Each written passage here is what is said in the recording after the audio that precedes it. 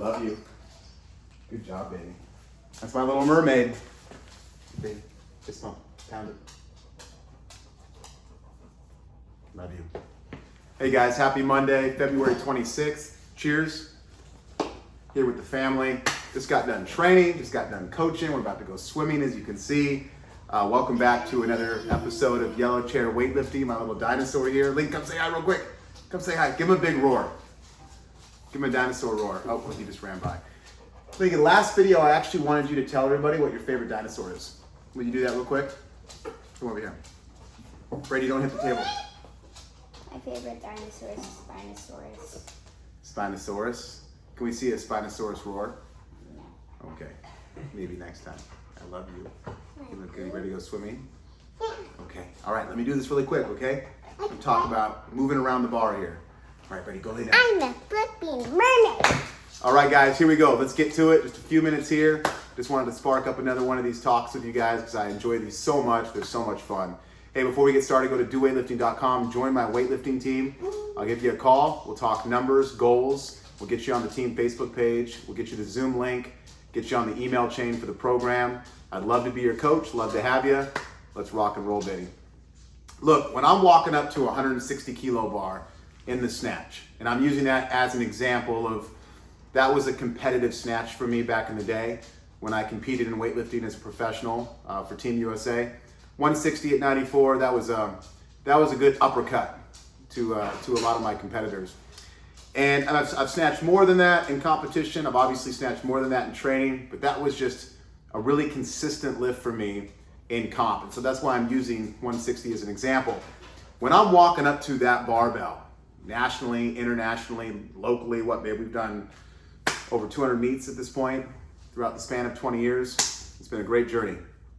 I am never once, right? I mean, just picture yourself lifting, right? As you're walking up to a barbell. The stage is set, the lights are on, the live stream is live, people are watching, your heart's thudding in your chest, and it's you in that bar. Here's how I want you guys to start thinking when you guys are walking up to a bar on stage or in training. Don't move the bar, move around the bar. When I walk up to a barbell, I'm not thinking, oh, I'm gonna take this barbell and throw it over my head. No, it's too heavy. I'm gonna pee myself. I'm gonna get scared. Oh my gosh, I'm not thinking about lifting this barbell, throwing it over my head, placing it above my head in the sky there. No, it's just too heavy. You know, you guys gotta understand something. You watching right now, you're not a weightlifter. You are an athlete. You are an athlete that competes in the sport of weightlifting. Understand that. Know that. We are athletes.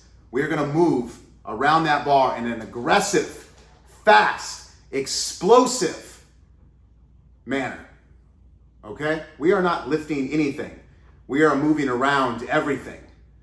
So what I want you guys to do is this. I call it Bob, back over back. For me, personally, I have a pretty extreme dynamic start. So I'm gonna click back behind that bar. You guys know, you guys have been following me for years. You know my dynamic start, kind of like a cloak off dynamic start, if you will, similar. So I'm gonna get behind that bar in the start, back. Then I'm gonna drive over that bar, in front of that bar, as I call the Superman pull, in that first pull, creating that long lever. Okay, and then from there, I'm gonna scoot my hips down in that double knee bend, in that second pull, if you will, however you wanna call it. Some coaches call it something different. But I'm gonna go ahead and get underneath that bar, okay, as I pull my shoulders back. So back, over, back.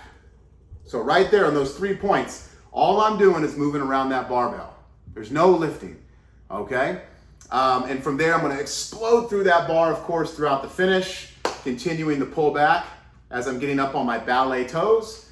I'm driving those hips through and up, as I call the Mike Tyson uppercut, and I call the shoulders and the elbows rodeo elbows, because we're basically hanging onto that bowl, we're leaning back, and we're gonna try to ride for 8 full seconds. I'm pulling back on that bar the whole entire time.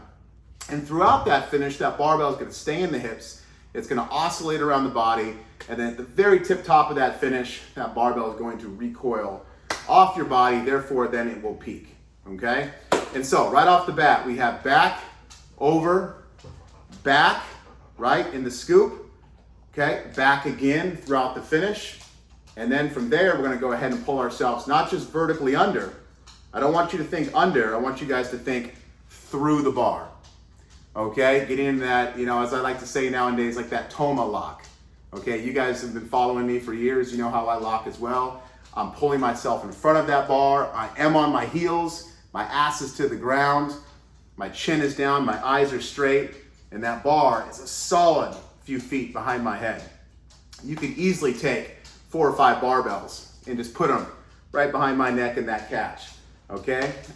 That's how much space I want between the back of your head and your arms, okay? That's gonna create a great load on your upper back rather than your shoulders. I don't want the weight on your delts. I want the weight loaded upon your upper back. This position, this is what I call the triangle lock, the eagle lock, is gonna create great stability and it's gonna create more strength in the catch. Plus, kind of tapping into the stability aspect, if the weight's a little shaky, if you have to save a lift down there, you're gonna be able to be way more athletic, there's the word again, in that catch position to stand up, make the lift, get the whites, and then slam that bar.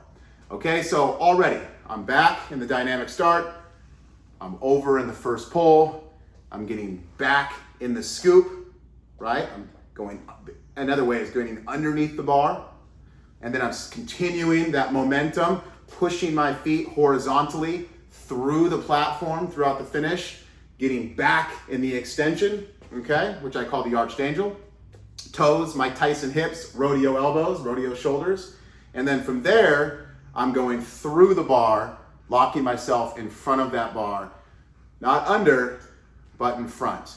So here we go, we see this, ready? Back, over, back, through, okay? So really, it's very horizontal. It's a horizontal movement. So if this is me and I'm facing that way, okay, I'm going back, over, dropping, back, and then through. Everything is very horizontal, okay? And I understand that with that canvas, some athletes are more horizontal than others, some athletes are more vertical than others, and that's totally okay. It's kind of like when we talked about the straps last video. I understand there's multiple ways to skin a cat, and that's the beauty of weightlifting. It's a canvas, you have paint, man, paint's your masterpiece, okay? But I just want you guys to know, in my career as an athlete and as a coach, this is how I live, this is how I teach, and I really want you guys just to tap into that mindset of moving around the bar rather than moving the bar. I think it's gonna make you more confident. I think it's gonna tap into that inner athleticism that you have inside of you rather than thinking of just strong, lift bar above head. No, move quick, move fast, hit your positions. If you move your body accordingly, okay, and you're aggressive with the change of directions, because that's all weightlifting is. It's the explosion in the change of directions. Start, first pull, scoop, contact, finish, change of direction under, lock, stand up, that's a change of direction as well. Shoot, the slam is a change of direction. Even the celebration, hugging your coach after you make a lift, that's change of direction, right? I guess, I'm just having fun. But the point is, tap into that mindset, work that technique. This is actually like our 3rd or 4th take on this, because I made a few videos before this one here, and I was being way too technical. And I want to keep it short, I want to keep it simple. I could go way more in depth with the actual technique of my dynamic start, the first pull, the scoop, the contact, the finish, the pull through, the lock, all of that. And maybe I do that individually. I take each individual position and technique is what is between each position, and I break that down a little bit later. I don't want to throw too much at you. I want to keep these fun. I want to keep them pretty straightforward. So stay tuned for some more technique talk on this as a whole. But the main point of this is just move around that bar, don't move the bar. Be an athlete, don't be a weightlifter. Have fun, and really most importantly, I want you guys to start feeling that bar loading on your upper back and not your shoulders, okay? Chin down, eyes ahead, punch that bar back, and feel that counter stretch in that lockout, which I guess my wife is right. We'll talk about that later in more depth. Thank you guys for watching. Try that out. Attitude Nation salute. Have a great day. And we'll see you guys back later. Let's go.